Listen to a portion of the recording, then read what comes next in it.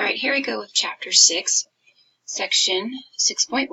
And this chapter in its entirety is going to go over microbial nutrition and growth. A lot of this chapter material you will probably be familiar with because of lab activities.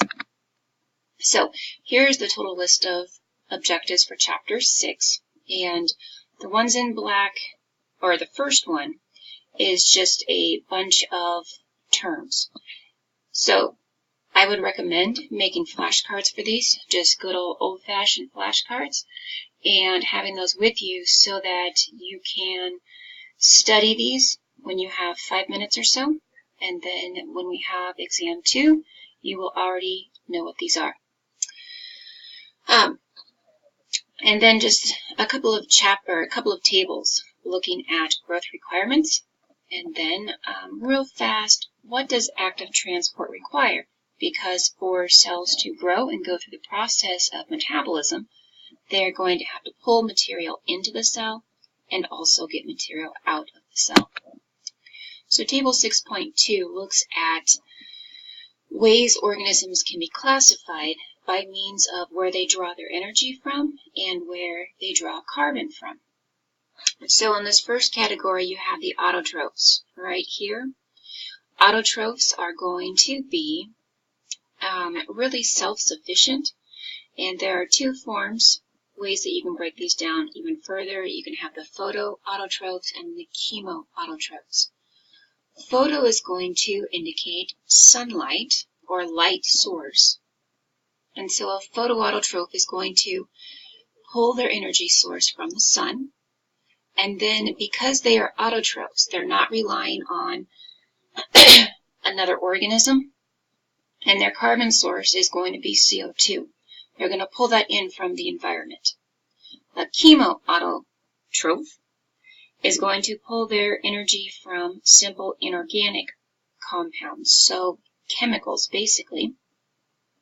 Still with being auto, they're going to be self-reliant and simply going to pull the carbon from the environment. And the next major group are heterotrophs. Heterotrophs are going to be relying on other organisms. So their energy source is going to be similar to the autotrophs. If they are photoheterotrophic, they're pulling energy from the sunlight. If they are chemoheterotrophs, they're going to pull their energy source from other organisms, nutrients that are going to be gained from other organisms.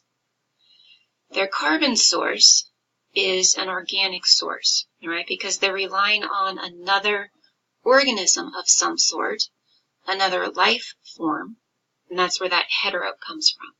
So the main 4 items to think about is the photo, the chemo, and auto versus hetero. Where is their energy coming from? Excuse me, sorry. And where is their carbon source coming from? Then the next table, it looks a little big and has a lot of words there, but this should be reviewed from any chemistry you've had. All right, and this is talking about essential nutrients: carbon, hydrogen, oxygen, nitrogen, phosphate, and sulfur. And you can use an acronym for this as SHNOPS or SHOMPS. And really what this table shows you is the amount of, or why these nutrients are essential in terms of where do you find them. So carbon is going to be huge because, as you can see in this list, carbon is going to be found in proteins, carbohydrates, lipids, and nucleic acids, all of those macromolecules.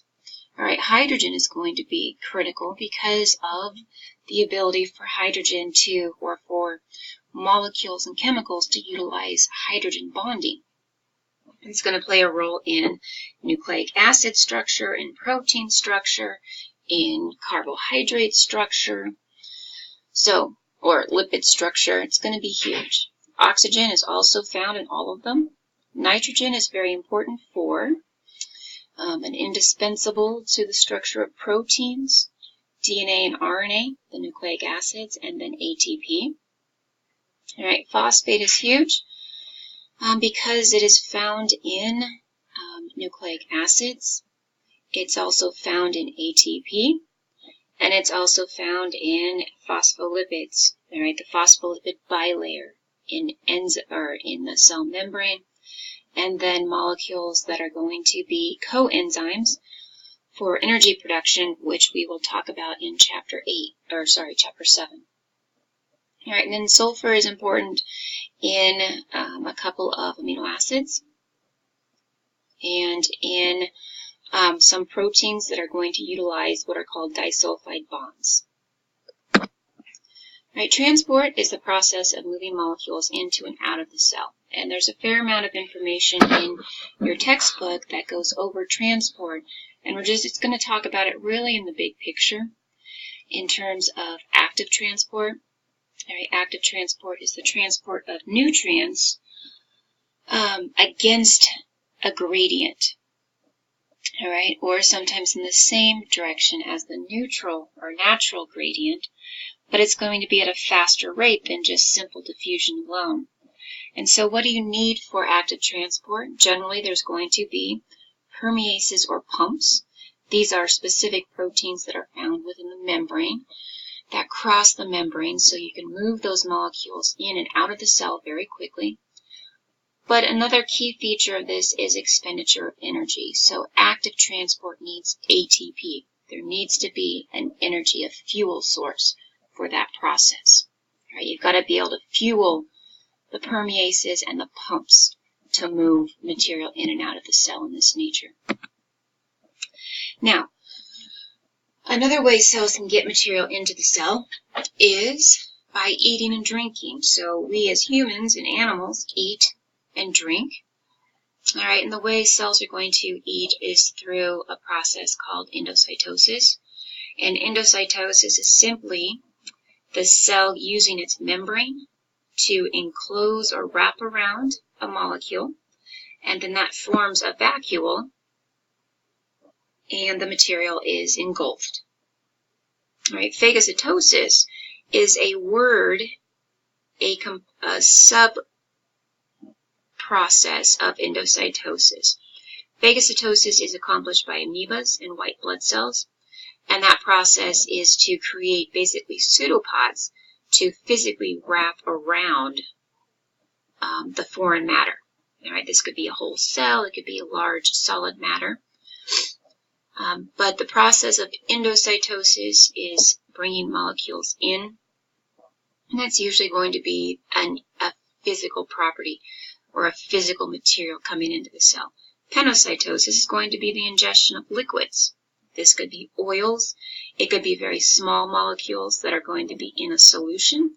So penocytosis, it's smaller, and this is going to be the drinking.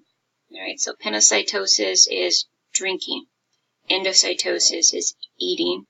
Phagocytosis is still eating, but it's really focused more at the ability of cells to create those pseudopods, which occur with amoebas and then white blood cells. All right, so that was section 6.1, kind of in a nutshell.